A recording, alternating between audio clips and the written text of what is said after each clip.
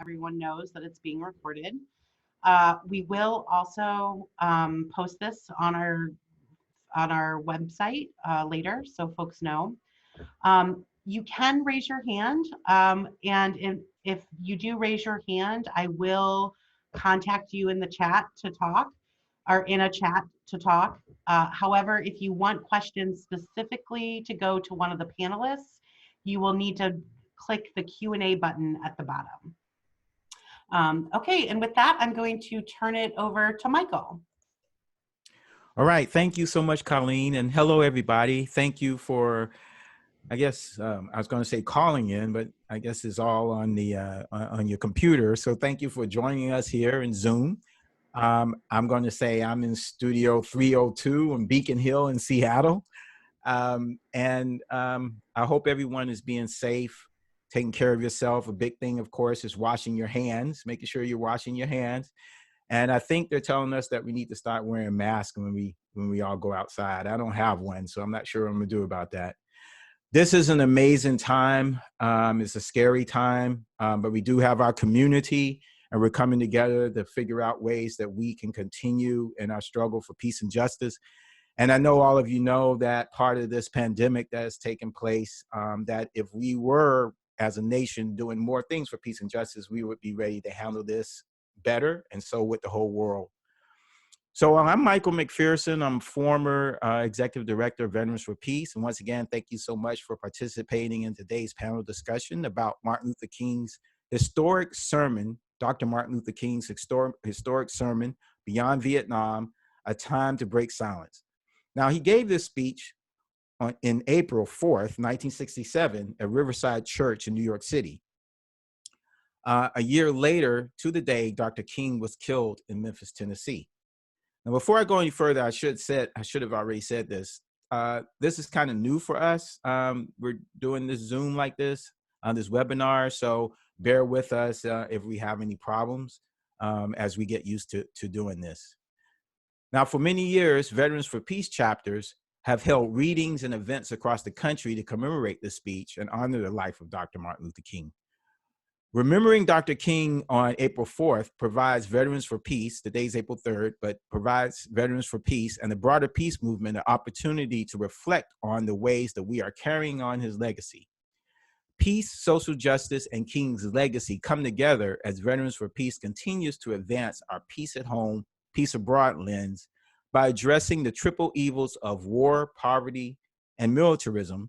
And of course, today we include environmental destruction, to build an all-inclusive peace and justice movement. So the webinar will go like this. After I finish my brief remarks, the panel will introduce themselves individually. Then the panel will answer several questions that I have for them. We will then take questions from you. You can send your questions using the chat box that Colleen explained before I started speaking. And we will pick a few of them for the panel to answer. We will then end this event with a few announcements and a call to action. So now to briefly give some context to the speech, Beyond Vietnam, A Time to Break Silence. And I know most of you know this already.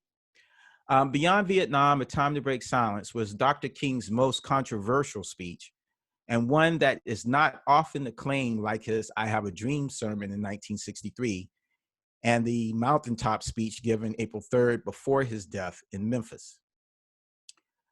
The concepts in Beyond Vietnam and the charge he gave the US continue to be very controversial.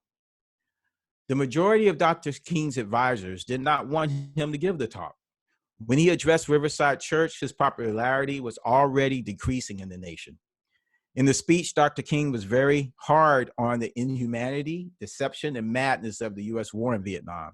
He humanized the Vietnamese people and the so-called enemy. He put in jeopardy his relationship with President Johnson, who had been friendly and helpful as president in moving forward a civil rights legislative agenda. Most of his civil rights colleagues thought King was putting the movement in danger. Dr. King paid a heavy price for telling the truth and calling for the end of the US war in Vietnam. Over 168 papers across the country denounced him the next day. President Johnson disinvited him to the White House. It was the end of their working relationship. Many civil rights leaders denounced King, telling him he should have stayed in his civil rights lane. And the last poll before his death showed most Americans had turned against him. And I personally believe that it's one of two reasons why he was assassinated. The Poor People's Campaign, it was bringing together poor Black and white people and people across different spectrums that had never happened before, and that scared the system. And the fact that he was speaking out against the Vietnam War, I believe, is why he was assassinated. He was murdered. So if you read the sermon, you will see that Dr. King felt he had no choice but to speak out. He gave 7 reasons why he had to address the war in Vietnam. Fortunately for us, he gave us this incredible lecture to act as a guide and topic of discussion as we wrestle with how to turn our nation and the world away from war and towards peace. So at this point, we're going to have each of our panelists introduce themselves. We're going to start out with Monique. Hello, everyone. Thanks for all those who are attending the webinar and being present, and definitely hope people are being safe and that they are well. Also appreciate being a part of this panel along with everyone else. Monique Salhab, I am a lifetime member of Veterans for Peace, was also a part of the National Board of Directors, and currently a co-founder of a cross-race equity team. Unfortunately, our work, as with many folks across the country right now, has been postponed, suspended, but we do address issues regarding white supremacy culture and patriarchy and issues surrounding decolonization. Thank you, Monique. Next is Elliot Adams.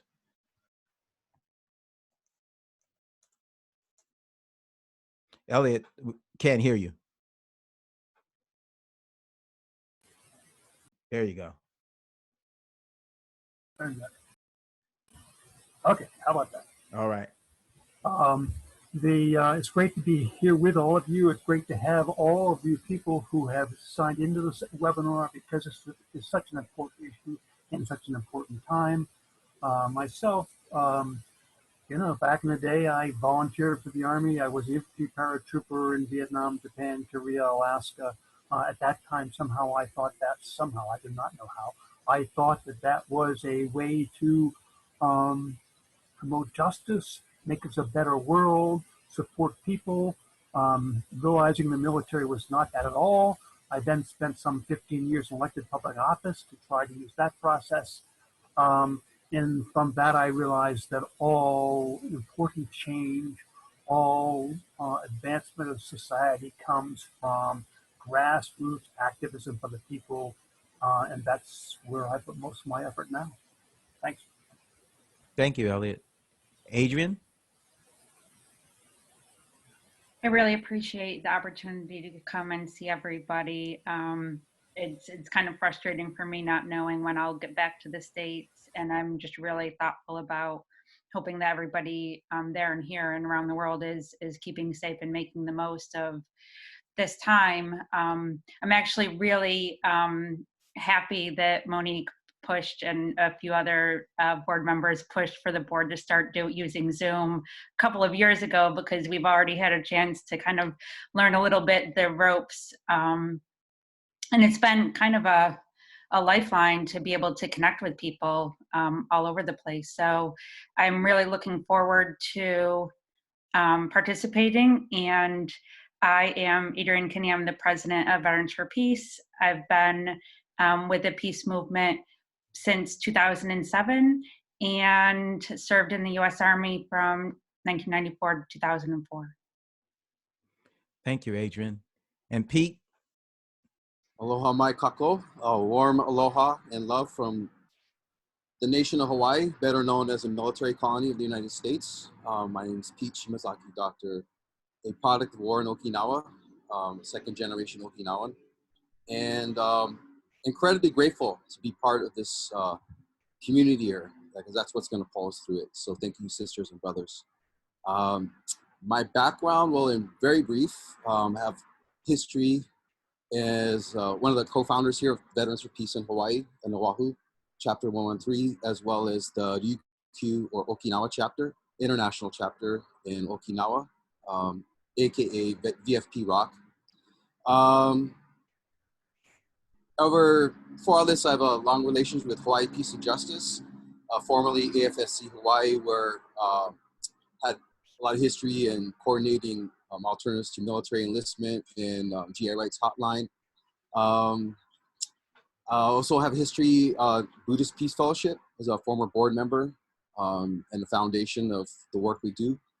Over a lot of these days, I'm a recovering school teacher and busy intergenerational parent in between, like a lot of you all hanging in there, and just working for a better world to honor our ancestors and leave for our kids.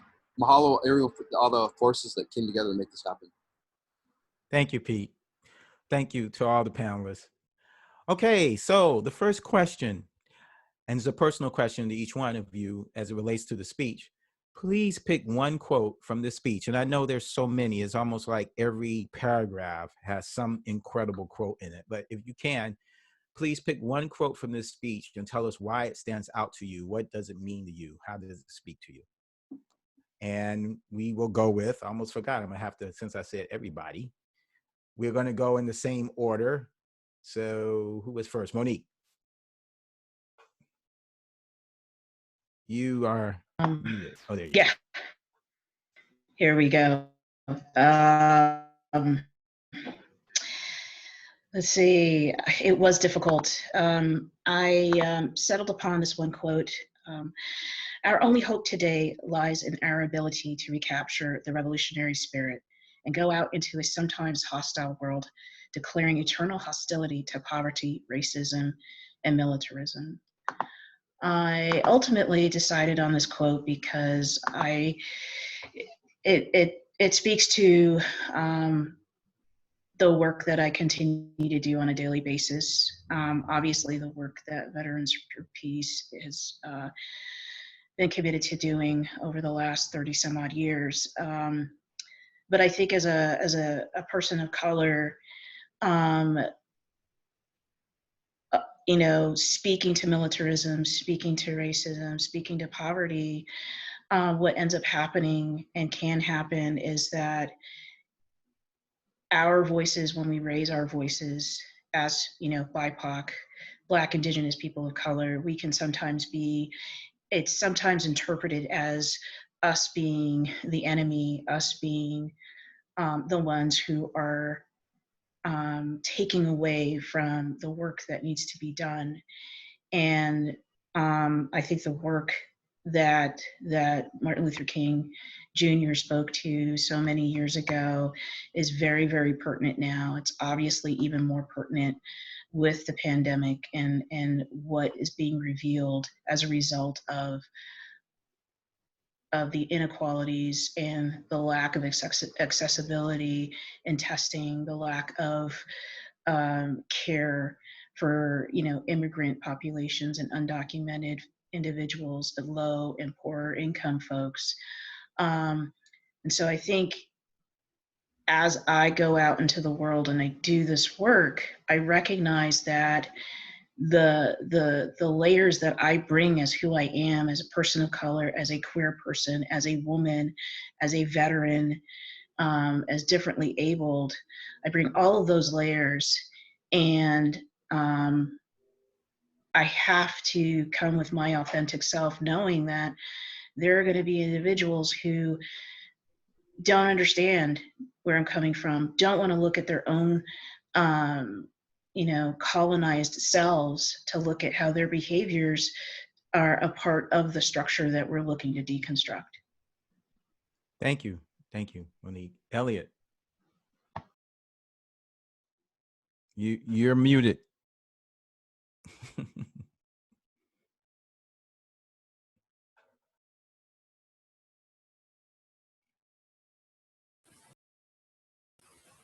There you go.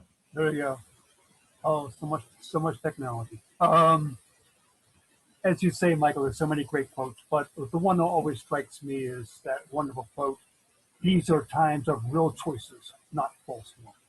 Mm. We are at the moment when our lives must be placed on the line if our nation is to survive its own folly. Every man of humane convictions must decide the protest that best suits his convictions. But we must all protest. And I think it comes to the fact that it is only through struggle of individuals, only through the work of us, the people, that we make this world a better place, and that we drive our democracy, what do you call it? That drive our government in an appropriate direction. Thank you, Elliot. Adrienne?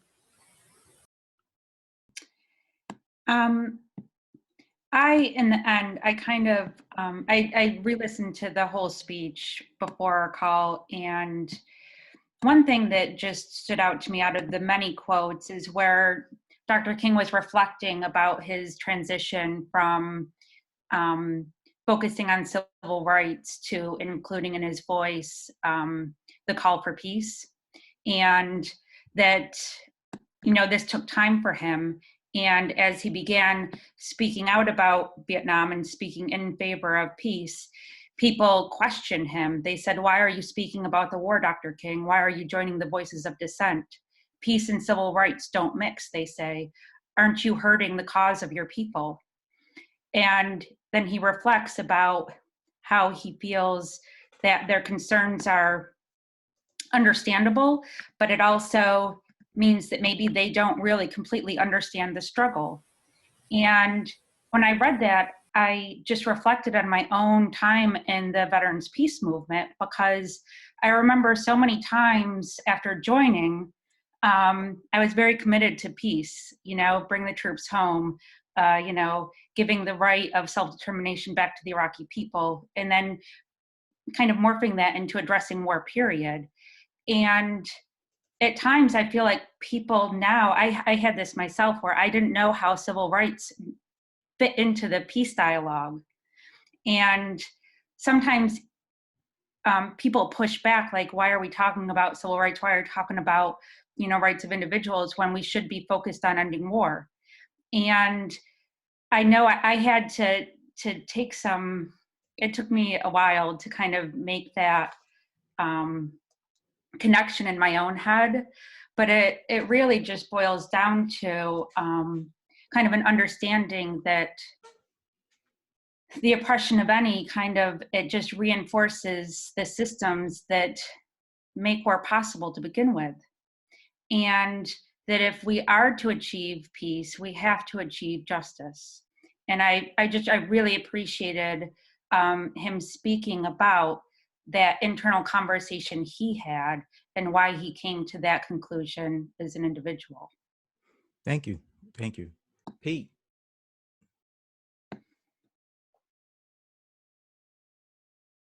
Okay. I'm trying something. Can you guys all see the quote? I tried sending it to the masses. Anyways, I'll read the quote as you mentioned, Michael, or as we talked. This speech just changed, was on many, it changed my life.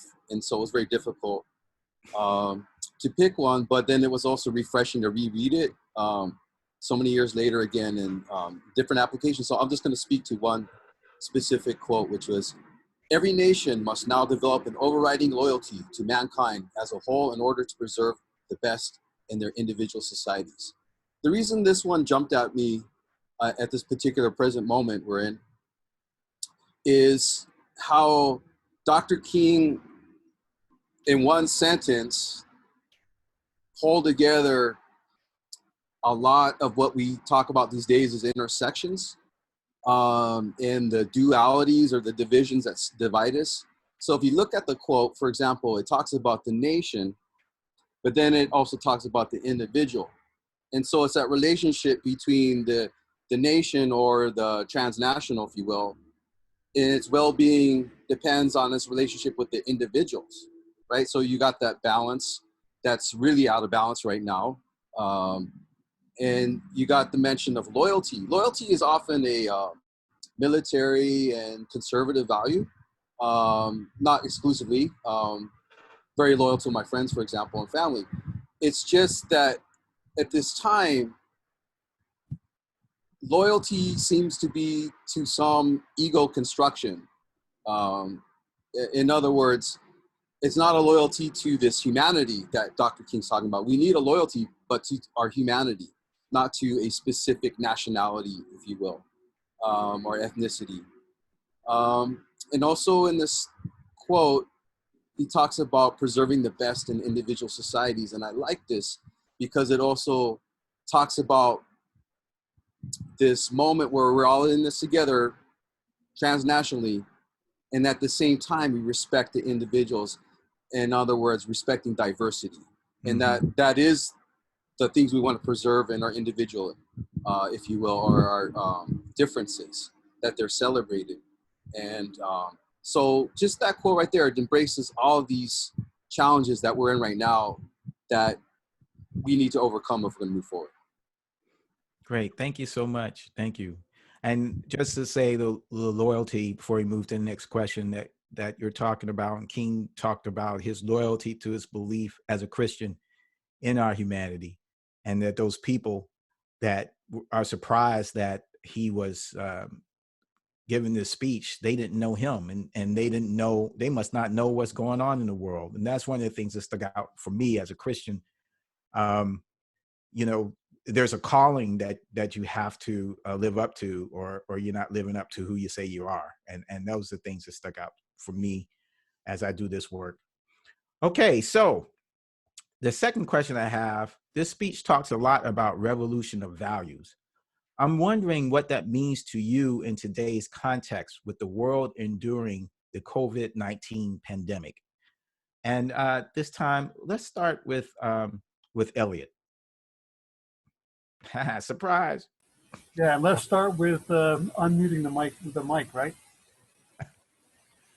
Yeah, so I was thinking about this and took a few notes, and I was thinking about this because I think it's really salient. So Dr. King broke the silence and said the American war in Vietnam was a war on the U.S. citizens. Now, I'm not as smart as Dr. King by any measure, but I have the advantage of learning from his knowledge and experience, and then being in his country longer than after him. I see the American war on Vietnam as a symptom or a tool of a bigger struggle. And you may accuse me of framing this as a class warfare, but I'm not doing it. I say, wake up. You are in a class struggle. You have lived in a class struggle in the U.S. since you were born. Just lost what I was thinking. Now, the specific tools that are used for mining the people to give wealth to the rich keeps changing. But some of those tools, just remember, have been destroying organized labor, destroying the IWW, which, if you remember, they wanted to eliminate capitalism, the American war on Vietnam, the American war on Korea, the American war on Afghanistan, a for-profit medical system, even though the majority of the nation want a single payer, an absurd minimum wage, misogyny and suppression of women, the continued colonization of Native Americans on their own land, the colonization, which is which subjects the citizens as well as the people of the colony. I mean, the Great Depression was one. The Great Recession was one. I could continue, but I hope you get the point, right? But I want to make it. You can mark my words. This Trump pandemic we're experiencing now will be an inflection point, and it will pale with comparison. I mean, it'll make 9/11 pale by comparison. The plutocrats are working now not to help alleviate the death and the pain of the pandemic. No, they are laying the track to drive our society toward a more demonic concentration of wealth than we already have. As Parente said, the rich only want one thing: everything. I predict that this will be a revolution. What I cannot predict is whether we will allow the people to be further crushed and sucked dry, or whether we will restructure our economy, our institutions, our society into a healthy form. And I can go back to the same speech. Dr. King said, we must rapidly begin to shift from a thing-oriented society to a person-oriented society, where machines and computers, profit motives and profit rights are considered more important than people.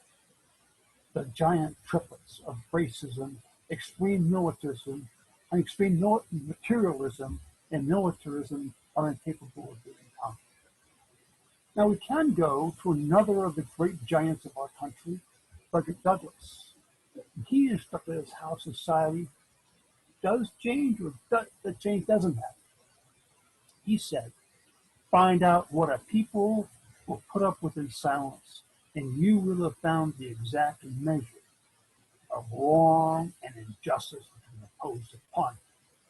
And he continued by noting, the limits on tyrants are prescribed by the endurance of those they oppress. And if we go back to God, he challenges us. And he says, if we will only make the right choice, we will be able to transform this pending cosmic eulogy into a creative psalm of peace.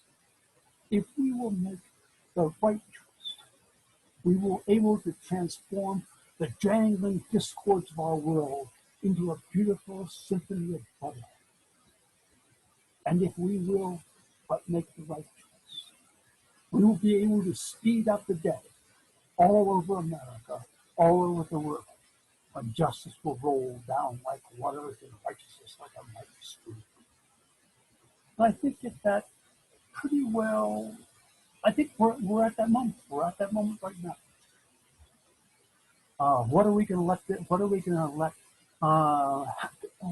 the outcome of this Trump pandemic be? Thank you, Elliot. That was awesome. Thank you so much. Adrienne, do you have anything you'd like to share on this question? Yeah, I think that, one thing I living over in the UK and just being very aware, I mean, my stepdaughters, they are from Croatia, and they were actually supposed to be going home today to visit their family there for their spring break. They're here in London with us. And I have to reflect that this is a worldwide pandemic. I mean, this is the first time in my lifetime, really, that I'm aware of that the whole world is having space for the same conversation and looking at what are our values. The inadequacies of our healthcare systems here in the UK, it's just as atrocious as in the States. They have not been putting money into the national healthcare system. They don't have tests. They can't test their healthcare workers, so healthcare workers are sitting at home because they can't go to work. They don't have enough protective gear. They don't have enough of anything, really. I mean, this is something that is true worldwide. And I was going to say before to Michael, you mentioned we're supposed to wear masks. Not everybody has masks, but people are very, they have a lot of ingenuity. And there are already YouTube lessons all over the internet teaching people how to make masks for themselves. I mean, I see the shift in values already because people know this stuff. I just think that they have been so pushed down that they're not allowed to have the right to their own opinion, or that somehow to speak out against anything is unpatriotic. People, I think that they do in so many ways. They have the right values. They just need to be given the space to rise up and know that they are worth it as an individual and as a society. I hear in the UK every Thursday at 8 o'clock, people open their windows and clap to show support for the NHS workers. And honestly, it's the first time I ever saw any of my neighbors. Like we were all at our windows waving at each other and, you know, smiling and clapping. And there's something, I don't know, there's something about that reconnecting as human beings that right now, I mean, what else do we have? You know, we don't have shops that we can go to 24/7. We don't have, you know, hopefully people aren't going crazy ordering things online, you know, save our postal workers. But the materialism is not what keeps us going as people. It is staying connected as human beings. That's what keeps us going. And I don't know, I think that really that's it. I mean, I could echo everything that Elliot said.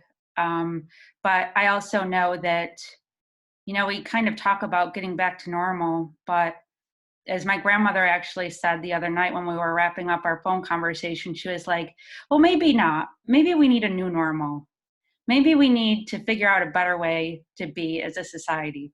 And she's 92, and I just absolutely think she is one of my favorite people on the planet. And I've just always learned so much from her. And I'm looking forward to a new, better normal.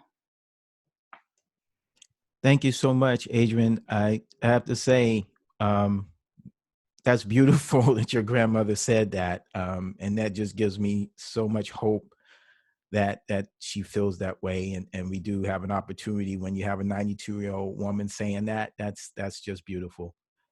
So Monique, do you have something you'd like to share on this question? Just briefly, like I do appreciate both Adrienne and Elliot for what they shared. And I think it's a great observation what your grandmother Adrienne mentioned about new normal. I mean, honestly, I have, as with I'm sure many folks, have had to sit with fear and anxiety.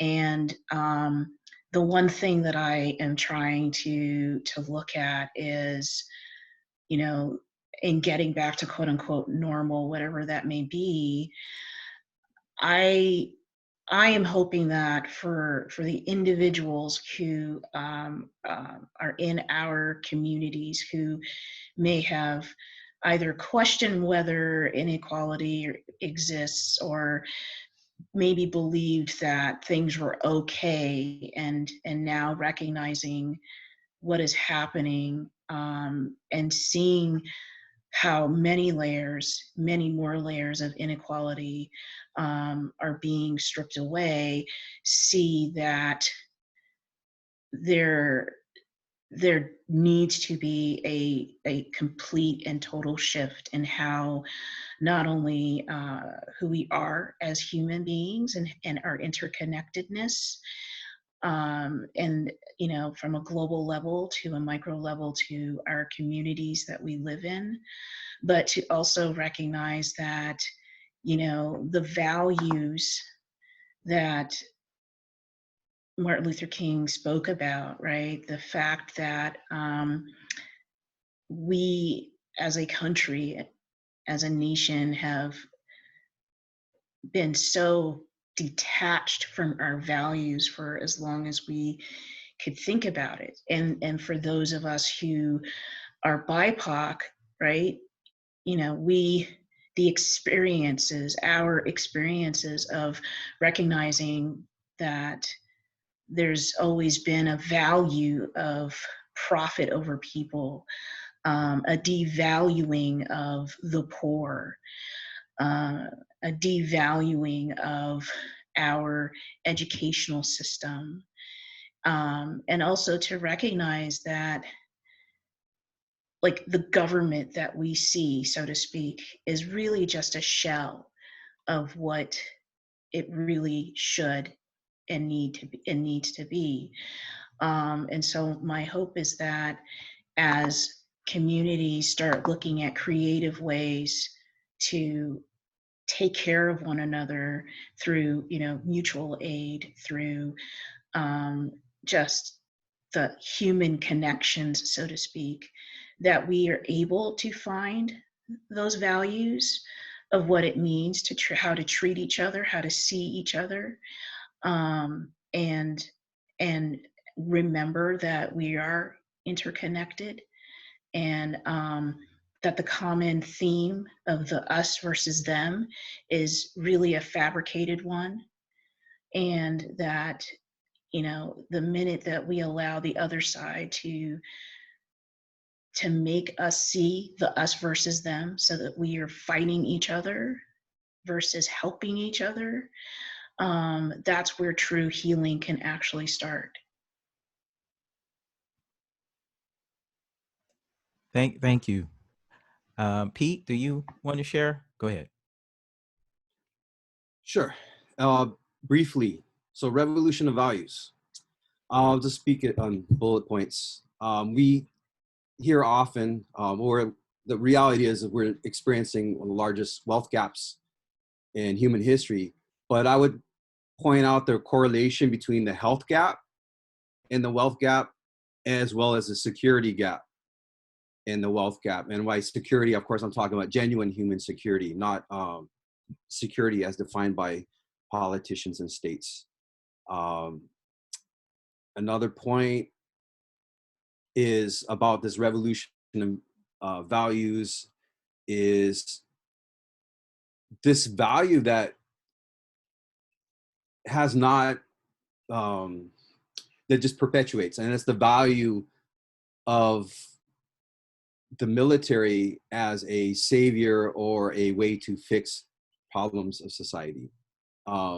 Because with that value, that belief system, then it enables people to think, oh, well, yeah, so the drones are dropping bombs, but it brings us peace, economy, security, and in these ideas from a very limited viewpoint. And that's got to stop. It's not a new idea to end war, to abolish and criminalize war. And we can see why we're still in the problem. And then the last point, kind of reflecting from other speakers, you know, the idea of revolution can be scary for some because it's this change, which beautifully was expressed, nothing to fear, by Adrienne's grandmother. But I also just want to reflect on that a lot of what will get us through this is not new or revolutionary ideas, but ancient ideas, actually. So just to give it a quick example to move on, greed, hate, and ignorance, those values that were pointed out by Dr. Kinne. From a Buddhist understanding, Buddhists kind of understand, the Buddha taught that a lot of our problems come from humans, and greed, ignorance, and hate. The three poisons: greed, hate, ignorance. This was preached over 2,500 years ago. So greed could be understood today as capitalism, the system that, but let me be clear, not just Western capitalism, but in Asia, state capitalism, okay? So I'm not making this East versus West thing. This is a problem that we collectively suffer from. This materialism that comes from our economic systems. Hate is best embodied by the system of militarism. The solution to solving your problems is destroy whatever is bothering you. And then lastly, ignorance can clearly be institutionalized by mass and social media.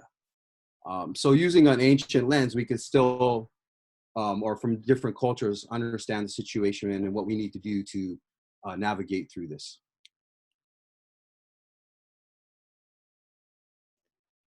Great, thank you. So I just, one thing I want to say about the revolution of values before we go on to the next question. For me, it is key to everything, because if whatever system you have, if your values don't center people, I don't care what kind of system it is, then you're going to have the same outcomes. And so we have had in the past countries who claim not to have the values of the capitalist countries, but they didn't really center people because they killed millions, you know? So, and we have Christians, and I'm a Christian, so I just want everybody to understand this. So I'm not like banging on Christianity. I'm one. But we have so many people who claim to be Christians that don't center people. right? So that's why it's okay to put children in cages because they're coming from another country. So it's all about to me, it's always about values. And values has to be people, it has to be planet, it has to be living things, it has to be taking care of each other. So if we can get more people to understand that, then whatever system we have, I think will transform into the kind of system that works for us. But if the values don't change, then it's going to be the same outcome from my perspective. So the next question, when referencing efforts to stop the COVID-19 pandemic, we are hearing a lot of language referencing war. Like Dr. King and others who came before us, we are people who are critical of militarism. So we must ask, is the world in a kind of war? Why are we using these terms? And what other terms could we use instead? So if anyone, obviously you don't have to speak up on this if you don't want to, but is there anyone who would like to answer this question? Okay, Elliot, go ahead. Yeah, I think we're using this term for a variety of reasons, different reasons. I think that Governor Cuomo is using it because he's trying to get the War Procurement Act used because he sees it's necessary for to get material. I think the president is using it because it's an ego builder. He wants to be a war president. But I think we see this term thrown around in a kind of way that doesn't relate to us. I hear people all the time say, "Well, it's like a war zone." I'm thinking, well, it's not like any war zone I was in. But I think it's also dangerous because it makes war palatable. It makes war seem insignificant. It's a little bit like that. Did you hear that amazing term that they're using in Syria of humanitarian bombings? I mean, what? So I think that it's dangerous to use that term. I understand why it's being used, but clearly this is not a war. This is just this is a crisis. This is just a medical crisis. I can give it to somebody else. Thank you, Elliot. Anyone else would like to speak to that? Adrienne? Go ahead, Adrienne. I was just thinking about this. In a lot of my social work courses, we talked about the power of language, and that language doesn't just describe our world, but it informs it. And, it's the same thing, like instead of being against war, we're veterans for peace, that we want to be for something. I think that using the language war or fight or anything that's kind of aggressive, it misses the mark, because this is our opportunity to learn. This is our chance to figure out how to do things better. I mean, if you think about a person throughout the course of their life, we're always learning. And it's the same thing for humanity. I mean, to think that we're at the apex of intelligence or thought or perspective as human beings, that there's no ability for us to learn how to be better, is kind of goes back to that arrogance. And if anything, I think it would perhaps be better to say, maybe this is not a war, but it's an opportunity to be a better humanity. Thank you, Adrienne. Oh, go ahead, Monique. I'll get you, Pete. I think Adrienne hit on something in regards to language, right? I mean, again, it's the utilization of language in our country, which I mentioned earlier in regards to decolonization, right? Looking at how do we decolonize our behavior, and so that that includes language, the language that we are using, and how we relate to one another.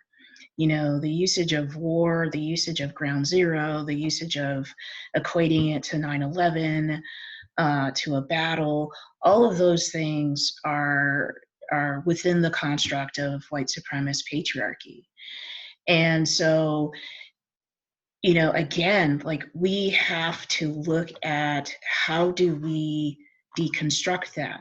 And it's not something that's done overnight. It's not an easy thing, because when you look at decolonizing, you still have to replace that with something, you know. But the fact that we are not yet, as a collective, at a point where we can really be more mindful of our language, is vastly disappointing. But, you know, this goes to again, if we have the ability to have some consciousness as individuals, whether it's within Veterans for Peace or within our own communities, then, you know, we have to be willing to strip off the Band-Aid and dive into the messiness, and look at how, look at how colonization has influenced every piece of our existence. Even I, as a woman of color and queer, you know, how has that influenced me as a first-generation American, having gone into the military? Like, how do I show up? It becomes a behavior, right? And so perhaps it's being able to sit when we're in community with folks, obviously virtually, and if we hear someone utilizing a word that is a colonized word, perhaps we amplify the fact that, okay, can we replace that with something? And so it starts from being able to actually have those dialogues. And for those who struggle with it, to just pause and take a deep breath and just listen. Right. And before I get to Pete, just to say a little bit about what you just said, it's a challenge because it's a skill. It's a skill to call someone in is a skill. And it's also a skill to listen and not be offended and hurt by someone saying to you, hey, maybe you want to look at this. When I worked for the National Conference for Community and Justice, and we had something called Anytown that we did with young people. And in Anytown, we really tried to teach each other not to become defensive, because we relied on each other to help us be better. If I don't know I'm doing something, I can't change it. And if you see it and you tell me about it, at first I might not agree, but we can have a discussion. And then I'm like, oh, wow, I didn't even realize, and I can become better. So it's a skill set that we need to develop in our movement, because that's the only way we can become stronger. So I just wanted to put that on there with you. Go ahead, Pete. Okay, so this question resonates as a former combat medic. You know, I think it is encapsulated when I was doing my medic training and we had a graduation, and I had that oh shit moment where, like, I'm in the wrong chat room. And during graduation, because I thought I was coerced into enlisting in the military in high school under the guise that I would be helping people as a medic. Silly me. And so as we're at the graduation, the ceremony portion had a video showing military medicine in Vietnam, and they're sawing off legs and all kinds of stuff. And what they impounded on us as medics is the motto of the military medicine, and that is to conserve the fighting strength. And then I'm like, oh, I thought I was here to help people, but actually we're here to conserve the fighting strength. In other words, help the system or the institution over the people. And that's what's happening here with this language. It's not accidental. It is a process of militarization, this crisis. We are in a cult of militarism, and I don't say that rhetorically. Cult is short for culture, and we are very much in a culture of militarism. And so it's natural to evoke, for from a system of supremacy, whether it's white supremacy, in this case, we're talking military supremacy over civilians or civil society. And so naturally, they put in a position of saviorhood, which is another reason why the use of this language, I'll get to next, is to put a framework that in order to solve a problem, you need to militarize it. Of course, a lot of this is unconscious, like our bias. The point about saviorism, and this is something as being Asian, is I'm very sensitive to this in the West tradition of all the Western faiths, Islam, Christianity, Judaism, of which I have roots in as well. This hope in a savior, a superhero that's going to save everyone. And so it's this orientation of thinking, I think, that also facilitates this idea that some superhero is going to come save civil society. You know, the question you ask is, what language should we be speaking? And this is a public health crisis, but this is not just health. It's part of a natural environmental disaster. And by natural, I mean the interaction between nature and humans, but it's a human created problem. But it's not necessarily militarized. It's part of our climate crisis. And using the language of the military, again, separates that relationship, the environmental crisis we're in, to make supremacy some kind of top-down solution, which the military represents in its chain of command structure. What we really need is a life care system. We talk about healthcare, but right now we have like at least in the US, an insurance care system, which is complicating things. So, you know, in closing, all these things going to the language is not unintentional. And so we need to be intentional with our language and recognize for what it is. Thanks. Wow. I love that life care. That's awesome. I'm sorry, I'm gonna steal that from you. I'll attribute it to you if I ever write it in something. Go ahead, Pete. You want? No, you're on mute. Real quickly, yeah. I forgot to add that this tendency to valorize the military as a culture of militarism, that, you know, as a teacher, I've received the statement, "Thank you for your service." It's really never meant much being a nationalist puppet for politicians, but when people say thank you for your service in the context of being a teacher, it's much more meaningful because I'm aware of the contribution to society. And it's those kind of biases that we have in a system of militarism where we don't value public education or public health. Right now, healthcare workers are being somewhat understandably and deservedly valorized for their service.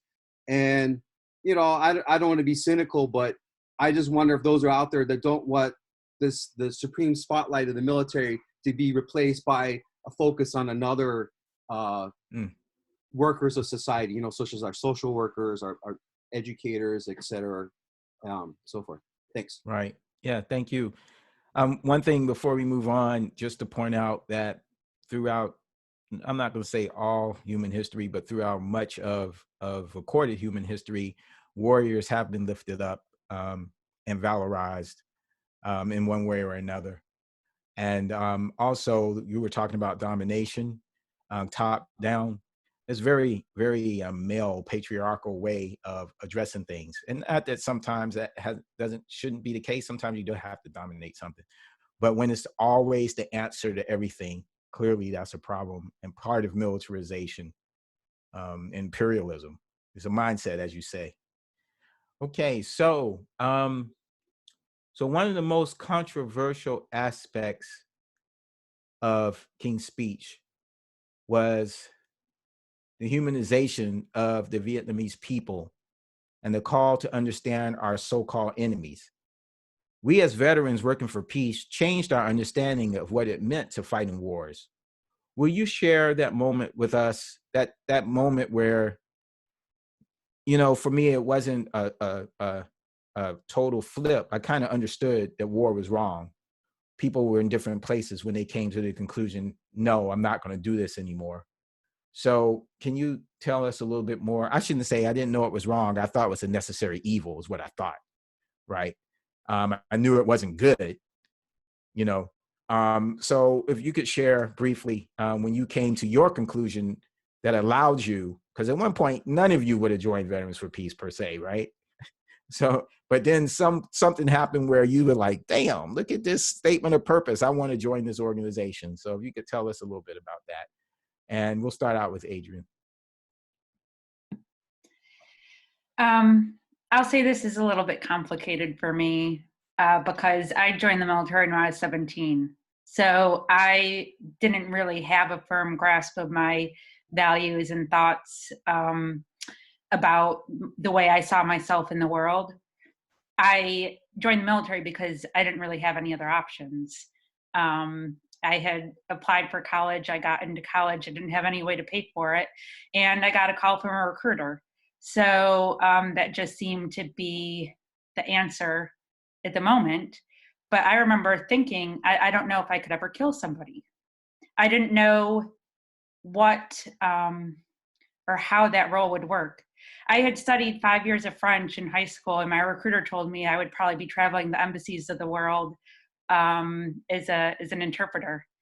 And as it turns out, I was assigned the language of Arabic, which really scared the bejesus out of me when I found out, which didn't happen until after basic training when I showed up to the language school out in Monterey, California at like 3 o'clock in the morning.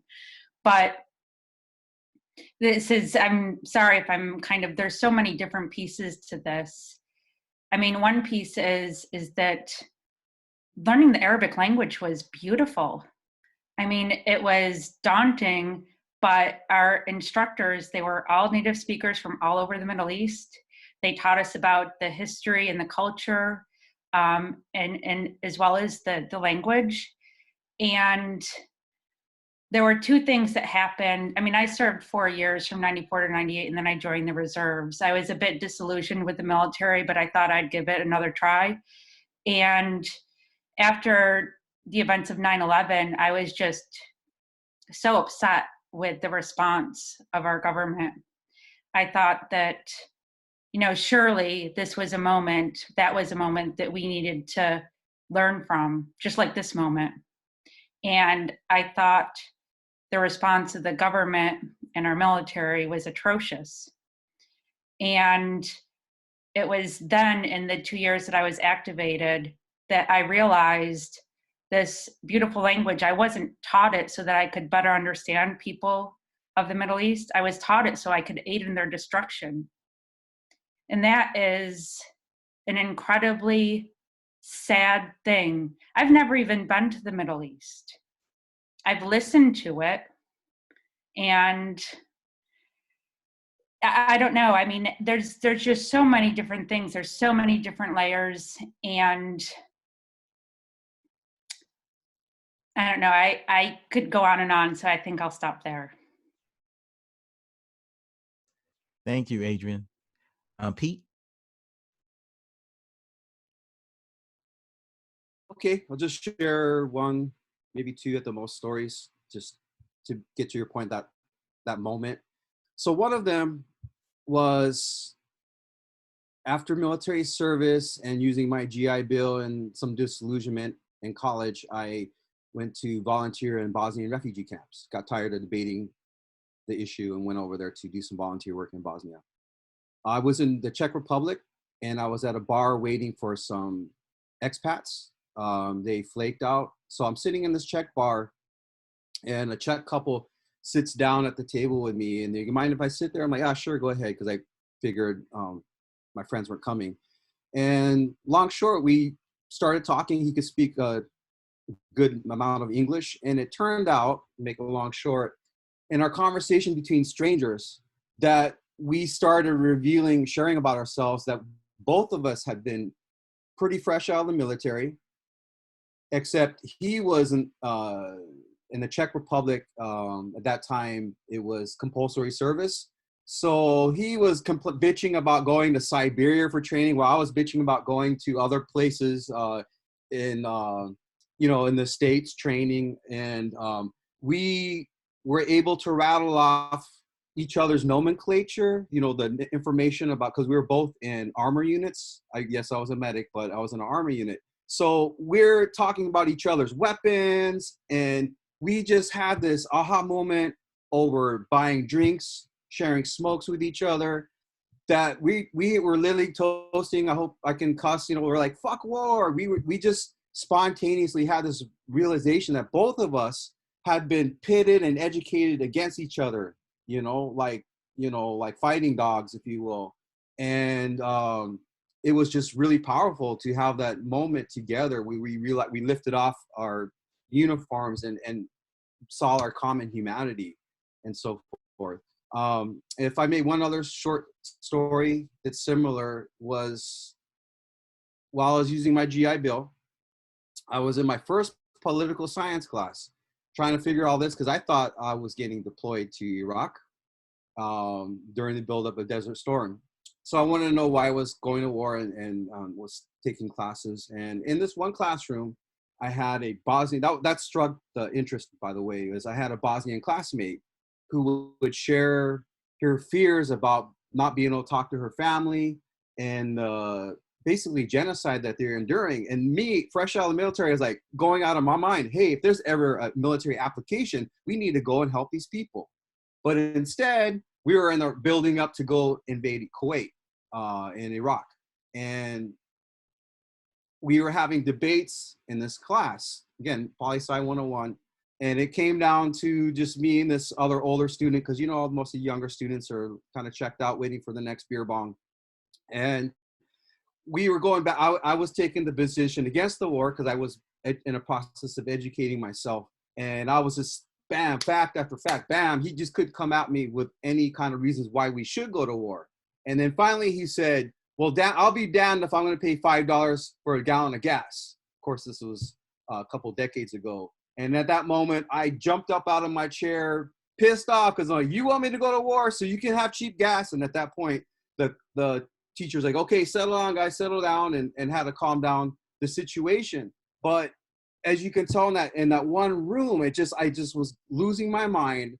How are we not using these energies to help, obviously, situations that need help, and instead, you know, going to rescue those with gold-plated toilet seats and so forth? So, and that also, I'll just end it there, pass the mic. Thanks. Thank you. Thank you. Elliot? I'm a slow learner. I didn't have any great epiphany, but anybody of reason can see. I mean, it's just so obvious. These wars are not war is not to solve problems. They don't solve problems. They know how to solve conflicts. I say problem, I make conflicts. The war is not about creating national security. It doesn't create national security. We know how to create national security. War is about making money. I mean, war is about grinding human beings up to make money. That's what it comes down to, plain and simple. You take the war in Afghanistan. I mean, in Iraq, we would have been better off. I mean, it seems unbelievable, but we would have been much better off if we just written a damn check for $1 trillion to Halliburton and saved all the death and all the war. And I mean, it becomes so self-obvious as you work along. And I mean, war is not the result of conflict. The conflicts are created, generated, built, nurtured in order to justify a war. It works the other way around. People say that war is that war is failed democracy. I mean, failed diplomacy. Diplomacy. It's not. It's the other way around. War is the assassin of diplomacy. And it just becomes so obvious. I mean, like I said, I never had any big epiphany. I was a very, very slow learner. But gradually it builds. You look at all the pieces and there's just no question. Okay. Well, thank you. Monique? I think I had a couple of moments. I had one real moment.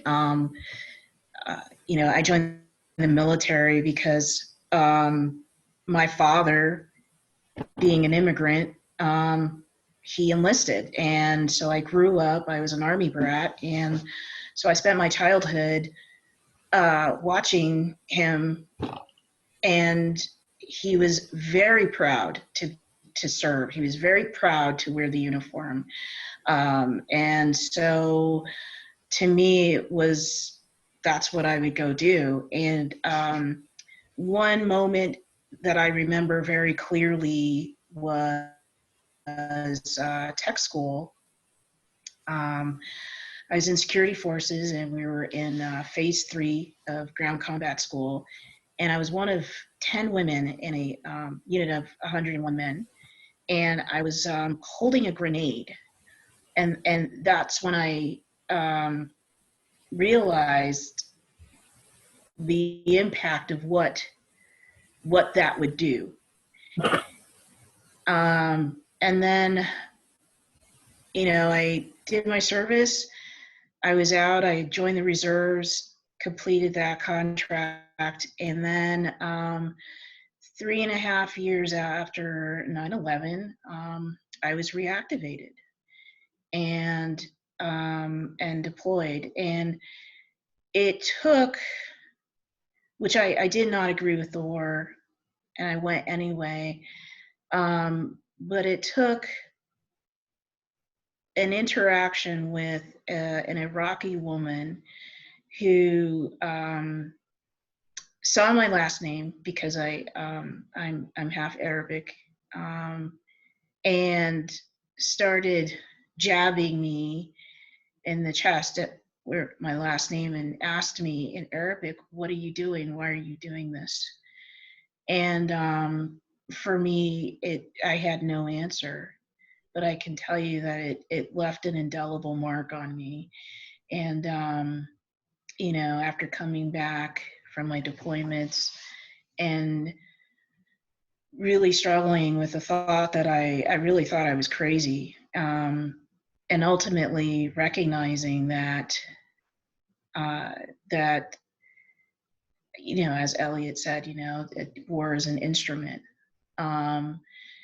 But I also look at how our educational system is used, how the military uses our educational system to perpetuate and prey on our kids, to draft them into feeding its machine.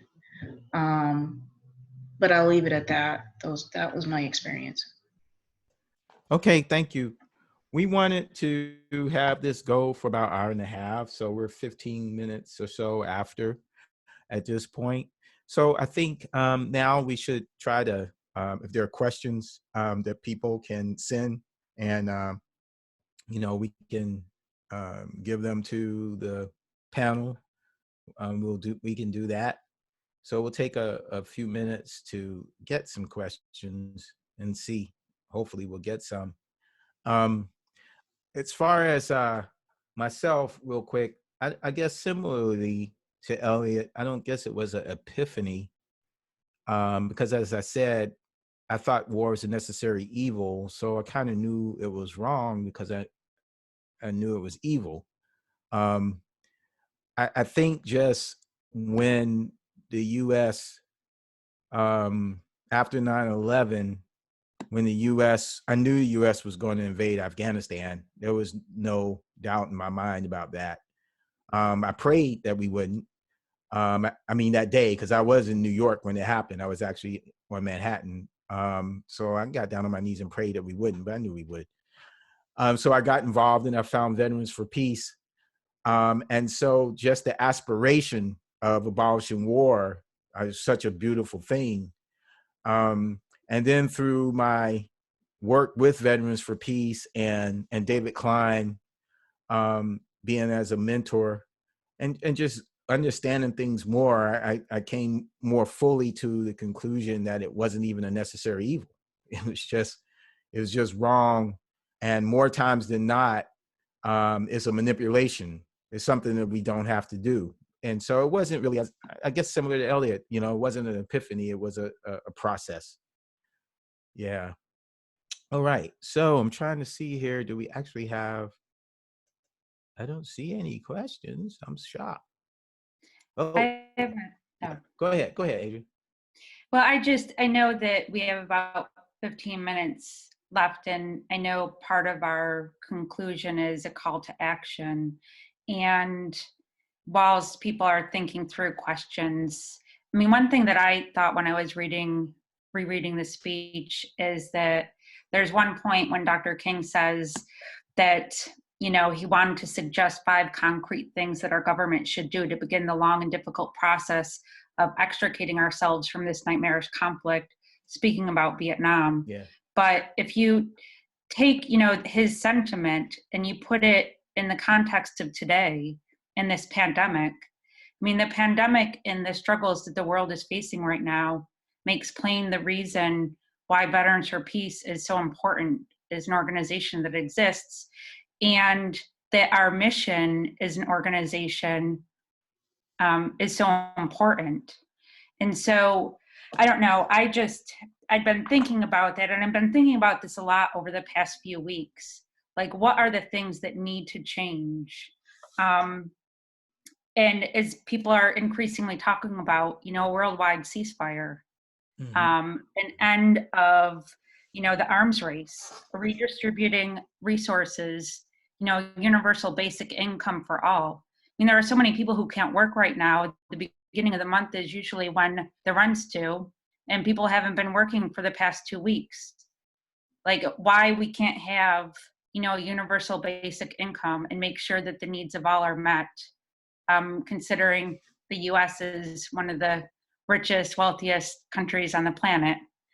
That, you know, we need to end all sanctions, because in the best of times they're atrocious, but during a pandemic, it's going to result in deaths of thousands upon thousands of people. That we need to address the issue of climate change and our impacts on the environment and do something about it. And then finally, I mean, we need to free political prisoners. I mean, we need to, and that includes people who are being detained in the 21st century concentration camps along the Mexico border. I mean, during a pandemic, these places are not safe. We talking about Julian Assange, he's in Belmarsh prison right now. I don't know if he will survive COVID because it is not safe. There are already reported cases of people being positive in Belmarsh prison. And Amnesty International is really starting to now wake up and push for the freedom of Julian Assange. I mean, there are so many ways that our work is highlighted by this pandemic. It just further, you know, makes me resolved in my commitment to the work of Veterans for Peace. Right. Thank you. I do have a question for Monique that was asked. As our topic is MLK, I would really like to ask Monique if she feels that the issue of racism is slowly being addressed as a society, or if it feels the same as ever. It's a really great question. You know, I will say that I do believe that I have to say that racism is being, when I say addressed, I would say recognized. Obviously discussed and recognized. You know, in my circles, I live in New Mexico, and so in my community circles, we talk about it constantly, and in the work that I do, that is what is discussed about. You know, when I talk about white supremacist patriarchy, it is about looking at how, you know, white embodied individuals embody, you know, racism and this culture of white supremacy, but it's also as a person of color how I embody it as well. I will be honest and say that, you know, Veterans for Peace is struggling with addressing racism, is struggling with addressing patriarchy, struggling with addressing white supremacist patriarchy. And that I and several others have unfortunately had some really hurtful and negative experiences as a result of us trying to bring this up, trying to bring it to the forefront, not because we want to stir the pot or not because we want to shame anyone. It's because we believe in the organization and recognize that the organization can do better, be better, and also, like, as military veterans, as having been a part of, you know, the military, which perpetuates white supremacist patriarchal behavior and culture. So as, you know, organizers and activists who come to this organization, you know, those of us who are women, people of color, queer, Native, Indigenous, when we amplify these issues, it's because we recognize that they must be addressed within the organization in order to really do the work.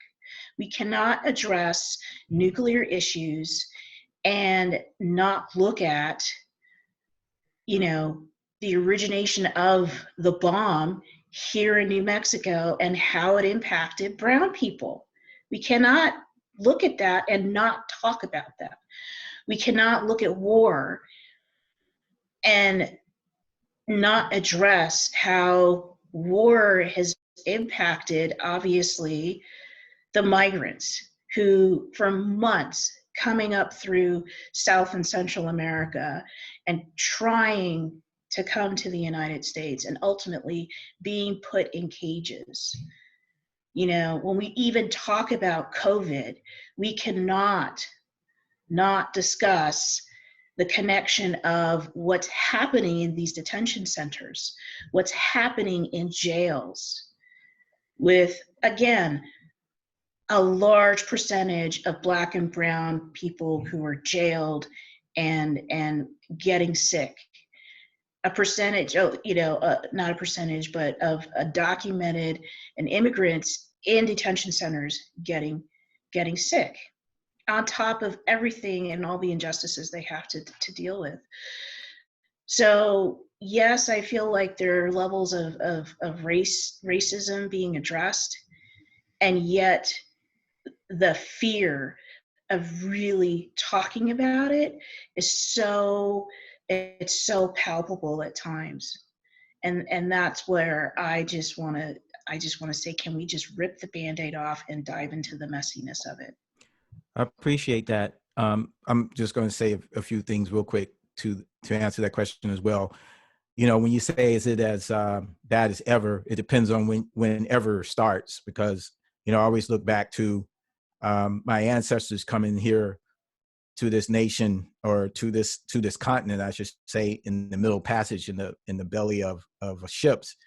I'm not going to pretend like I have it as bad as they do, or any Black person living right here in this country as bad as them right now. So there has been change.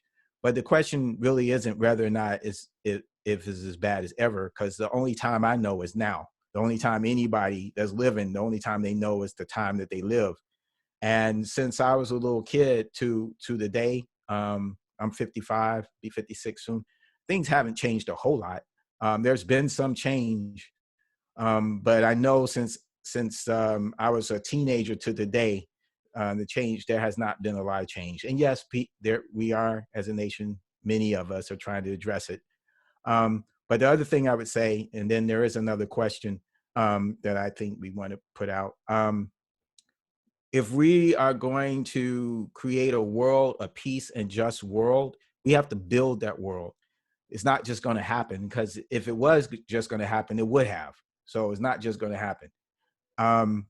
If we're going to do that, then we have to begin with us, right? I mean, we're the ones talking about there being a peaceful and just world. So if we're not doing the things to create that peaceful and just world, then it's not going to happen, you know?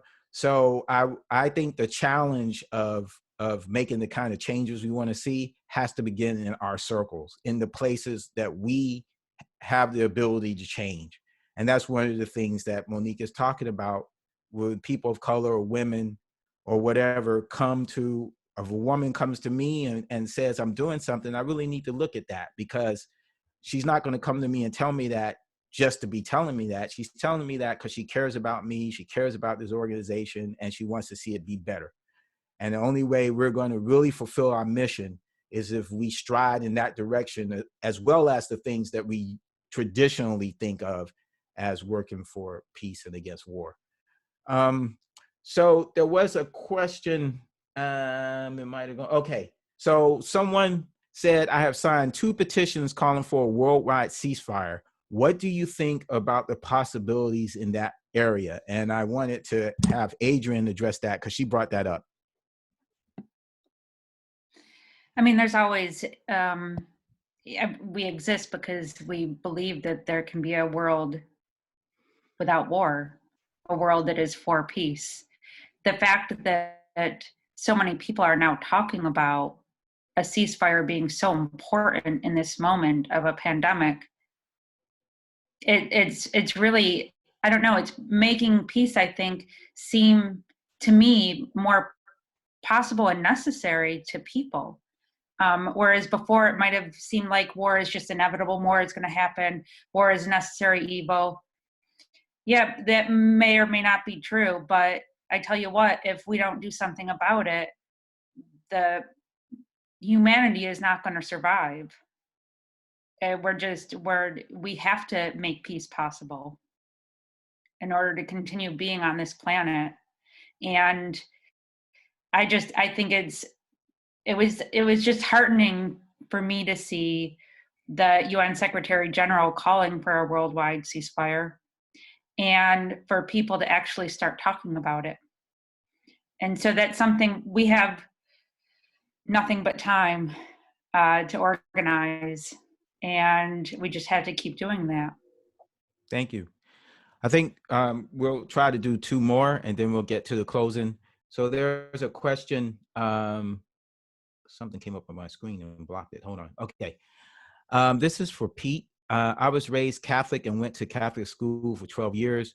Before I was sent to Vietnam, I talked to a chaplain and said I was taught Jesus doesn't kill. So how can you justify killing? He said to me, you have to do what your government tells you to do. Did anyone on the panel, so anyone can answer this as well, but can anyone on the panel have that type of interaction with a religious person?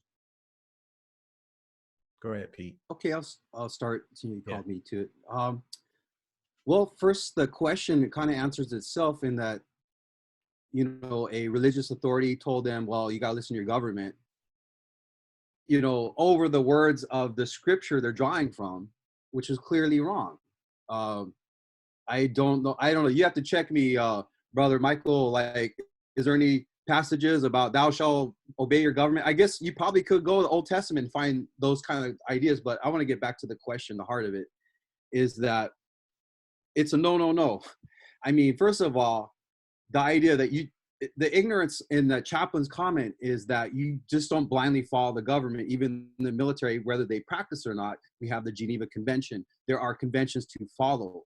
And so point being that there are times when you have a responsibility to question your government. And that goes to the Declaration of Independence and Constitution and so forth. As a question of faith, though, I would say ultimately, and no, I take that back. What I have drawn from many faiths, including my own, and from faiths other, is that ultimately we must follow our conscience, not our government. I pass the mic.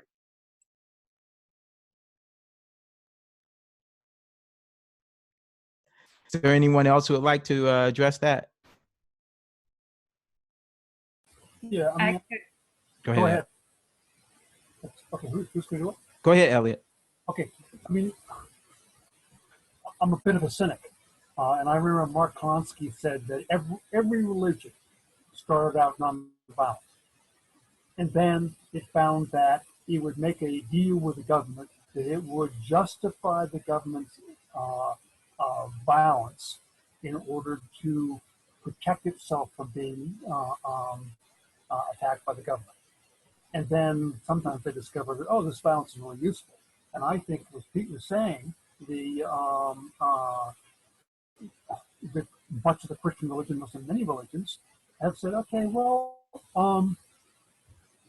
we'll justify your violence as long as you don't pick on us. Thank you. Adrienne, you wanted to address it as well? Yeah. I was raised Catholic as well, and I am now, I don't really subscribe to any particular religion, but I saw when I was in the military, it was before 9/11 and after. And so I kind of have the privilege of seeing how things changed during that time period. And I was honestly blown away when we were engaged in the wars in Afghanistan and then Iraq. The stories of soldiers being coming from the field and being given baths of baptism, their only opportunity to clean themselves, they got baptized.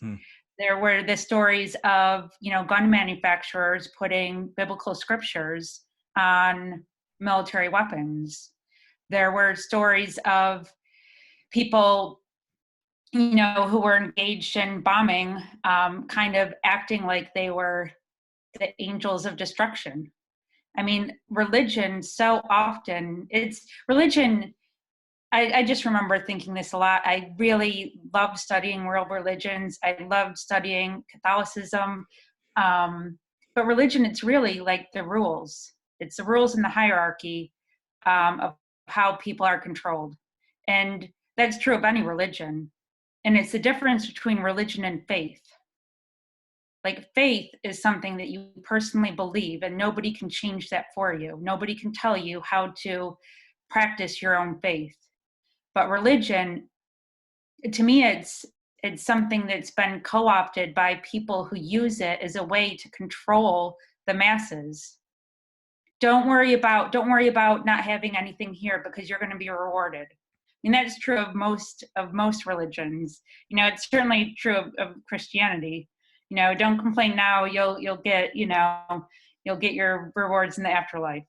And I don't know.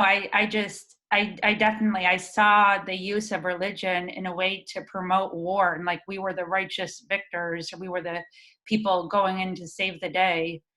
We were the superheroes, but none of it was true. It was just a mirage used to kind of make people feel like they were part of something special. And I think it's sad, because I think it turns a lot of people into, not beyond cynical, like believing that there's nothing, kind of, nihilistic.